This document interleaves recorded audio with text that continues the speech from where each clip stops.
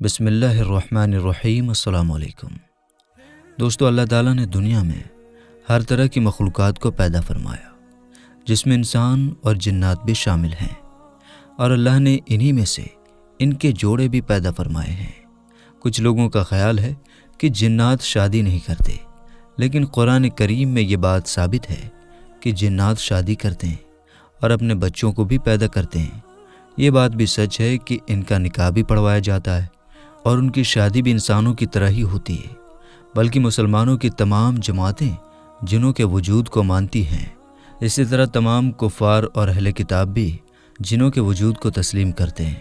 اسی طرح مشرکین عرب بلکہ تمام فرقے اور جماعتیں جنوں کے وجود کو تسلیم کرتے ہیں۔ لہٰذا اس ویڈیو میں جنات کی شادی کے حوالے سے بات کریں گے کہ جنات شادی کیسے کرتے ہیں اور ان کی شادی میں کیا کیا ہوتا ہے۔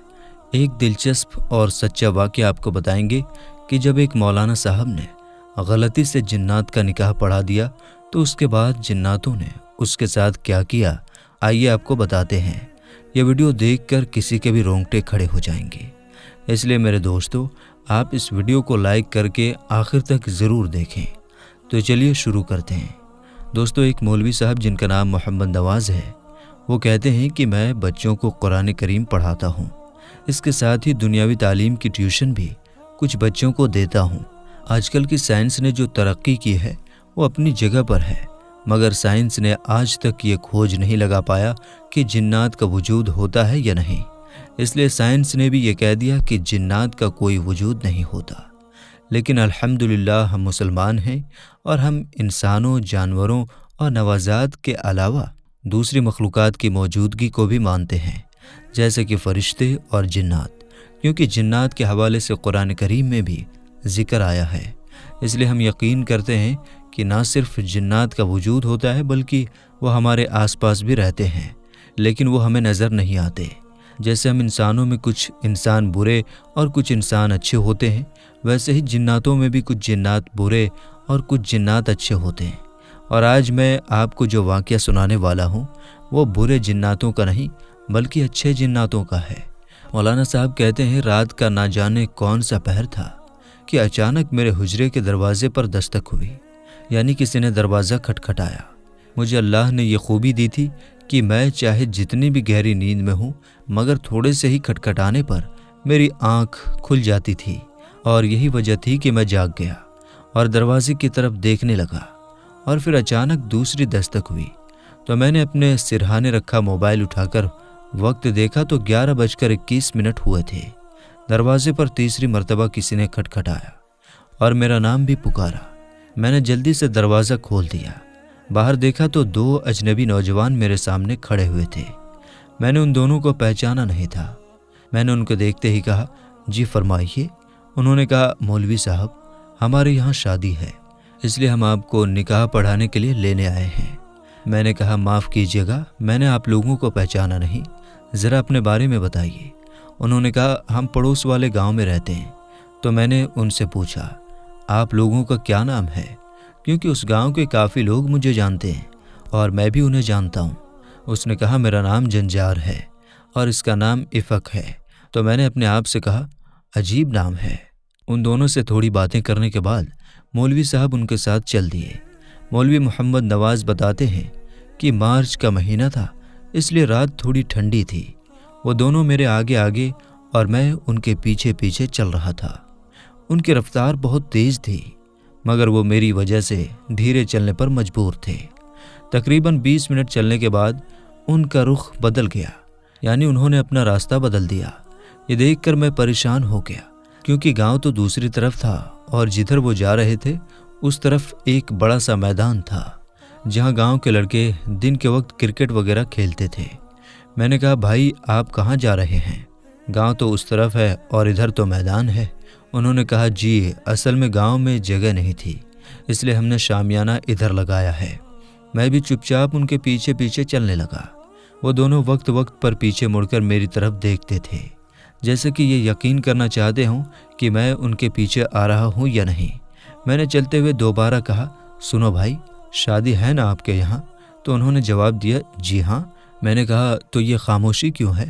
کیونکہ ہم میدان کے قریب تھے और अभी तक मुझे कोई भी आवाज़ सुनाई नहीं दे रही थी। बिल्कुल सन्नाटा था।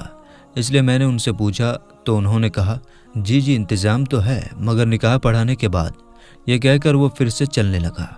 तकरीबन 5 मिनट के चलने के बाद मुझे वो शामियाना नज़र आया और तकरीबन 2 मिनट के चलने के बाद हम उस शामियाने में दाखिल हो गए। लाइटिंग का तो खूब इंतज़ाम किया गया था। मैं चारों तरफ अजीब नज़रों से देख रहा था कि इतने में मेरे कानों में आवाज़ आई, खुशामदीद मौलवी साहब। मेरे सामने सलवार कमीज़ में एक शख्स खड़ा हुआ था। तो जंजार जो मुझे लेकर आया था उसने कहा, ये दूल्हे के बाप हैं और इनका नाम सरदार मानस है। इसके बाद सरदार मानस ने कहा, आइए मौलवी साहब, मैं आपको ले चलता हूँ। इसके बाद वो आगे आगे चलने लगे और मैं भी उनके पीछे पीछे चल दिया। एक जगह जाकर मानस साहब ने एक शख्स की तरफ इशारा करके कहा, ये दुल्हन के बाप हैं, इनका नाम शर्मक साहब है।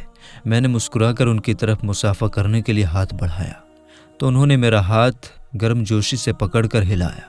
मैंने महसूस किया कि उनके हाथ गैर मामूली तौर पर गर्म थे, मगर मैंने इस बात पर ज़्यादा ध्यान नहीं दिया। मैं हैरान था और मेरी हैरानगी की वजह ये थी कि मैंने उस शामियाने में अभी तक उस गांव का कोई भी इंसान नहीं देखा था। सब के सब चेहरे मेरे लिए अजनबी थे। मैंने दुल्हन के बाप से इस बात का जिक्र किया कि यहाँ गांव का कोई इंसान नहीं है। तो उन्होंने कहा, ओहो, तो आप इसलिए परेशान हैं। इसके बाद दुल्हन के वालिद ने एक लड़के को आवाज़ दी और करीब आने पर उससे कुछ कहा। इसके बाद वो लड़का वहाँ से चला गया। मौलवी साहब बताते हैं, इसके थोड़ी देर बाद मैंने नज़र साहब को आते हुए देखा। नज़र साहब की इसी गांव में परचूनी की दुकान थी, यानी परचून की दुकान थी।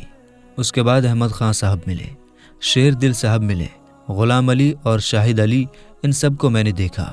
तब जाकर मुझे इत्मीनान हुआ। मैंने पूछा, नज़र साहब आपकी दुकान कैसी चल रही है? नज़र साहब ने चौंकते हुए जवाब दिया, दुकान अच्छी चल रही है। इसके बाद मैंने गांव के लोगों से और भी बातें की। इतने में इफ़क साहब ने आकर मुझसे कहा, मौलवी साहब निकाह पढ़ाएं, देर हो रही है। मैंने कहा, जी चलें। और फिर जाकर मैंने उनका निकाह पढ़ाया। उन्होंने मुझे मिठाई भी दी, निकाह पढ़ाई के पैसे भी दिए और मुझे खाना भी खिलाया। खाना इस कदर लजीज था कि मैं बयान नहीं कर सकता। इसके बाद इफ़क और जंजार जो मुझे लेकर आए थे, उन्होंने दोबारा मुझे मेरे दरवाजे तक छोड़ दिया और फिर वापस चले गए। मैंने जल्दी से वज़ू किया और सोने की तैयारी करने लगा। वज़ू करके जब मैं बिस्तर पर लेटा तो जहन में ख़्याल आया कि देखो तो सही टाइम कितना हुआ है। मैंने सोचा अगर नमाज फ़जर का वक्त करीब हुआ तो पहले नमाज पढ़ूंगा, क्योंकि आने जाने में काफ़ी देर लग गई है, तो शायद हो सकता है नमाज फ़जर का वक्त होने ही वाला हो। इसी ख्याल में मैंने मोबाइल निकाला और टाइम देखने लगा। जब मेरी नज़र टाइम के हिस्सों पर पड़ी तो मैं चौंक गया, क्योंकि मुझे उठे हुए अभी ज़्यादा वक्त नहीं गुजरा था, जबकि जहाँ मैं गया था वहाँ जाने में काफ़ी वक्त लगा था। फिर मैंने सुबह को उस गांव में जाकर जिन लोगों से मिला था, यानी जिनसे मैंने बारात में मुलाकात की थी, उनसे रात के वाक़यात के बारे में पूछा तो उन लोगों ने कहा कि वो रात को अपने घर से कहीं नहीं निकले, उन्होंने किसी भी शादी में शिरकत नहीं की। मैं बहुत हैरान हुआ और वापस आ गया। जब मैंने मिठाई और निकाह के पैसे देखे तो मुझे यकीन हो गया कि नहीं, ये मेरा वहम नहीं है, बल्कि मैंने यकीनन शादी में शिरकत की थी। इसके बाद मुझे पता चला कि जिन शादी में मैंने शिरकत की थी वो इंसानों की नहीं बल्कि जिन्नातों की शादी थी, और मैंने जिन्नातों का निकाह पढ़ाया था। आज भी जब ये वाक़या याद आता है तो मेरे रोंगटे खड़े हो जाते हैं कि मैंने अपनी ज़िंदगी में एक जिनज़ादे का निकाह पढ़ाया है। मेरे लिए अच्छा था कि वो बुरे जिन्नात नहीं बल्कि वो नेक और मुसलमान जिन्नात थे, जिन्होंने मुझे कोई नुकसान नहीं पहुंचाया। तो मेरे दोस्तों, मुझे उम्मीद है कि अब आप भी ये जान गए होंगे कि जिन्नात होते हैं और उनकी शादियां भी होती हैं, उनका निकाह भी पढ़ाया जाता है और वो बड़े धूमधाम से शादियां करते हैं। तो मेरे दोस्तों, हम ये उम्मीद करते हैं कि आपको आज की हमारी ये वीडियो बहुत ही ज़्यादा पसंद आई होगी। वीडियो पसंद आने की सूरत में लाइक और शेयर ज़रूर कीजिएगा, और अगर चैनल पर पहली बार आए हैं तो हमारे चैनल तहसील इल्म को सब्सक्राइब कर लीजिए और साथ ही लगे बेल आइकन को ज़रूर दबा दें, ताकि हमारी इसी तरह की वीडियो का नोटिफिकेशन आपको वक्त पर मिलता रहे।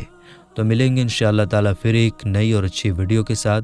तब तक के लिए अस्सलाम वालेकुम اللہ حافظ۔